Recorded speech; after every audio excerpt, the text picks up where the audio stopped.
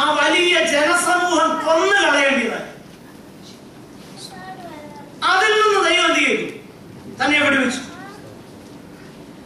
22-ാമത്തെ അധ്യായം അതിന്റെ 25-ാം വാക്യം മുതൽ വായിച്ച് നോക്കിക്കഴിഞ്ഞാൽ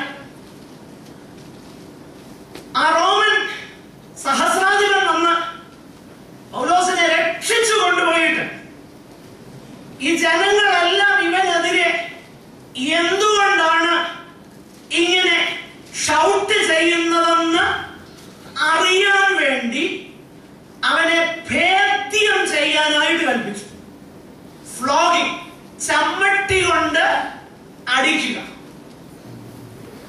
എന്നാൽ അവിടെയും ദൈവം എന്ത് ചെയ്യുന്നു? പൗലോസിനെ രക്ഷിക്കുന്നു.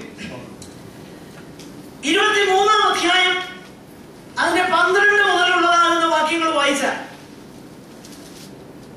ഒരു വലിയ കൂട്ടം യഹൂദന്മാർ ഒരു ശപഥം ചെയ്തു. പൗലോസിനെ കൊന്നല്ലാതെ ആഹാരം കഴിക്കുകയും ചെയ്യത്തില്ല, ഒന്നും തിന്നുകയോ കുടിക്കുകയോ ചെയ്യത്തില്ല. എന്നാൽ ആ പ്രത്യേക സന്ദർഭത്തിൽ ദൈവത്തിന്റെ അത്ഭുതകരമാകുന്ന കരുതൽ പൗലോസിനുണ്ടാകും. അപ്പൊ അങ്ങനെയെങ്കിൽ യഹൂദയിലെ അവിശ്വാസികളിൽ നിന്നും ദൈവം തന്നെ വിടുവിച്ചു. എന്നാൽ വിടുവിച്ചത് ഒരു പക്ഷേ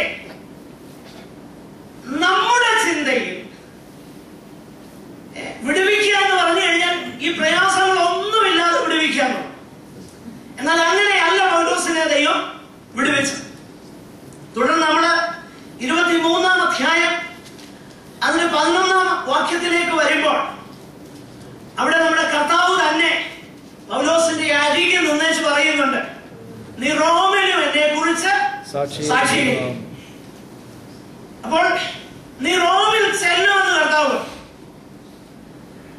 അത് പോലെ തന്നെ 28-ാം അധ്യായം അതിന്റെ 15-ാം വാക്യത്തിന്റെ അടിസ്ഥാനത്തിൽ പൗലോസ് റോമിൽ വളരെ സന്തോഷത്തോടെ ചെന്നു എന്നാണ് എഴുതിയിരിക്കുന്നത്. എന്നാൽ താൻ പ്രതീക്ഷിച്ചതുപോലെ അല്ല പൗലോസ് റോമിൽ ചെന്നത്. അതാ ഞാൻ പറയാൻ വരുന്നത്. ദൈവത്തിന്റെ ഇഷ്ടം സംഭവിക്കണമെന്ന് താൻ പ്രാർത്ഥിച്ചപ്പോൾ പൗലോസിന്റെ പ്രതീക്ഷ പോലെ അല്ല കാര്യങ്ങൾ നടന്നത്. എന്തുകൊണ്ടാണ് ഞാൻ പറയുന്നത്? ഈ 15-ാം അധ്യായം തന്നെ റോമാലേഖനം അതിന്റെ 24-ാമത്തെ വാക്യം നമ്മൾ വായിച്ചു നോക്കിക്കഴിഞ്ഞാൽ പൗലോസിന്റെ ആഗ്രഹവും താല്പര്യവും എന്ന് പറയുന്നത് താൻ റോമിൽ ചെല്ലും. റോമിൽ താൻ പോകുന്നത് മറ്റൊരു യാത്രയിൽ താൻ ആയിരിക്കുമ്പോഴായിരിക്കും. ഞാൻ അവിടെ നിന്ന് സ്പെയിനിലേക്ക് പോകുമ്പോൾ നിങ്ങളാൽ യാത്ര അയക്കപ്പെടുവാനായിട്ട് ആഗ്രഹിക്കുന്നു. എന്നാൽ അങ്ങനെ താൻ ആഗ്രഹിച്ചതുപോലെ അല്ല സംഭവിച്ചത്.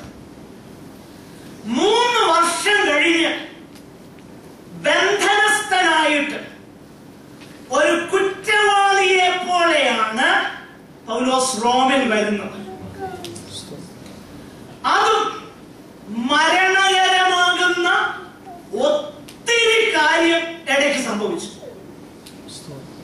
കപ്പല് മുങ്ങുന്നു, അവിടെ നിന്ന് രക്ഷിക്കുന്നു. അവിടെ നിന്ന് വല്ലച്ചാവി മെലിത്ത എന്ന ദ്വീപിൽ ചെല്ലുന്നു. അവിടെ ചെല്ലുമ്പോൾ ശീതവും തണുപ്പും മഴയും നിമിത്തം ചൂട് കായാനായിട്ട്, തീ കായാനായിട്ട് ആഗ്രഹിച്ച് വിറക് വറക്കി അങ്ങോട്ട് ഇട്ടപ്പം ഒരണലി എന്ത് ചെയ്തു? കയ്യെ കടിക്കുന്നു എന്ന് വേണ്ട. തന്റെ പ്രതീക്ഷകളോ തന്റെ ചിന്തയോ അല്ലെങ്കിൽ താൻ ആഗ്രഹിച്ചതുപോലെയോ പ്ലാൻ ചെയ്തതുപോലെയോ അല്ല സംഭവിച്ചത്. ഈ കാര്യങ്ങളെല്ലാം വെച്ചിട്ട് എങ്ങനെയാ പറയാൻ കഴിയുന്നത് ദൈവത്തിന്റെ ഇഷ്ടം നന്മയാണെന്നും പൂർണ്ണതയുള്ളതാണ്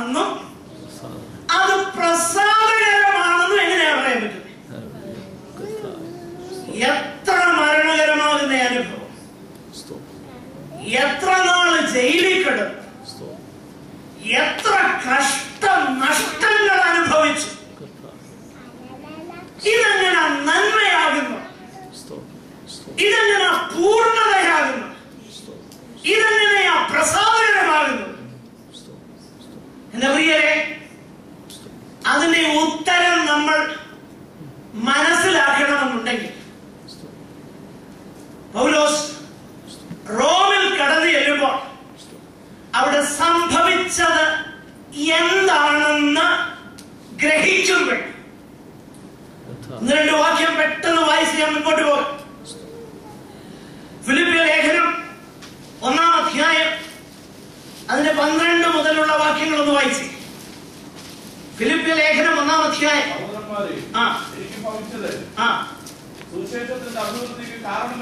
നോക്കുക, പൗലോസ് പറയുകയാണ്, എനിക്ക് ഭവിച്ചത്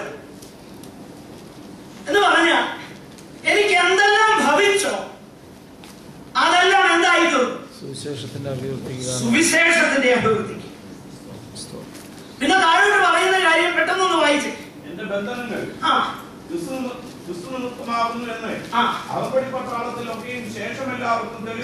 തെളിവായി വരികയും സഹോദരന്മാർ മിക്കപേരും എന്റെ ബന്ധനങ്ങളാൽ കർത്താവിൽ ധൈര്യം കൊണ്ട്. നോക്കുക, അതിന്റെ ഇഫക്റ്റ് എന്തൊക്കെയാ?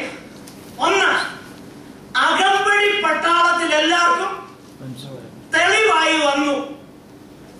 എന്റെ ബന്ധനങ്ങൾ ഞാൻ കുലപാതകനായിട്ടോ ദുഷ്പ്രവർത്തിക്കാരനായിട്ടോ അല്ല ഈ ചങ്ങലയെന്ന് അകമ്പടി പട്ടാളത്തിലുള്ളവരെ മനസ്സിലാക്കി. അങ്ങനെ മനസ്സിലാക്കിയതിന്റെ ഫലമായിട്ട് എന്ത് സംഭവിച്ചെന്നറിയോ? ഫിലിപ്പിയർക്ക് ലേഖനം റോമിൽ നിന്ന് എഴുതുമ്പോൾ ഒരു പ്രത്യേക വിഷയം താൻ സൂചിപ്പിക്കുന്നു. 4-ാം അധ്യായം അതിന്റെ 22-ാം വാക്യം ഒന്ന് വായിച്ചു. ഫിലിപ്പിയ ലേഖനം 4:22. നോക്കുക, വിശുദ്ധന്മാർ എല്ലാവരും വിശേഷാൽ കൈസരുടെ അരമനയിലുള്ളവരും നിങ്ങൾക്ക് വന്ദനം ചെയ്യും. ശ്രദ്ധിക്കണേ, ദൈവത്തിന്റെ ഹിതം നന്മയാണ്, അത് പൂർണ്ണതയുള്ള, അത് പ്രസാദനം. താൽക്കാലികമായിട്ട് അത് ദുഃഖമായിട്ടും പ്രയാസമായിട്ടും ബുദ്ധിമുട്ടായിട്ടും തോന്നിയിരിക്കും. പക്ഷേ ദൈവഹിതത്തിൽ ജീവിച്ചാൽ എന്ത് സംഭവിക്കുമെന്നറിയാമോ? ദൈവത്തിന്റെ നാമം മഹിമപ്പെടാനായിട്ടിടയായിട്ട് നമ്മുടെ സ്വാർത്ഥ താല്പര്യങ്ങൾ അങ്ങോട്ട് മാറ്റിവെച്ചിട്ട്. ഇതുകൊണ്ടാണ് ഞാൻ പറഞ്ഞത്, ദൈവഹിതം നടക്കാൻ വേണ്ടി പ്രാർത്ഥിക്കുക എന്ന് പറയുന്നത് കൊച്ചു കാര്യമൊന്നുമല്ല. കാരണം മറ്റേതൊന്നുകൂടെ സുഖപ്രദം. ചോദിക്കുന്നതെല്ലാം അന്നേരം കിട്ടുന്നത് സുഖം. എന്നാൽ ദൈവഹിതത്തിൽ ചിലപ്പോൾ ദൈവത്തിന്റെ സർവജ്ഞാനത്തിൽ നാം മുട്ടിപ്പായി അപേക്ഷിക്കുന്ന ഒരു കാര്യം നമുക്ക് നൽകാതിരിക്കുന്നത് ദൈവത്തിന്റെ വലിയ കരുണയാണെന്ന് തിരിച്ചറിയുവാൻ ദൈവഹിതത്തിനു വേണ്ടി ആഗ്രഹിക്കുന്ന വിശുദ്ധന്മാർക്ക് കഴിയും. അതുകൊണ്ടാണ് നാം ദൈവത്തിന്റെ വചനം വായിച്ചു നോക്കിക്കഴിഞ്ഞാൽ കൈസരുടെ അരമന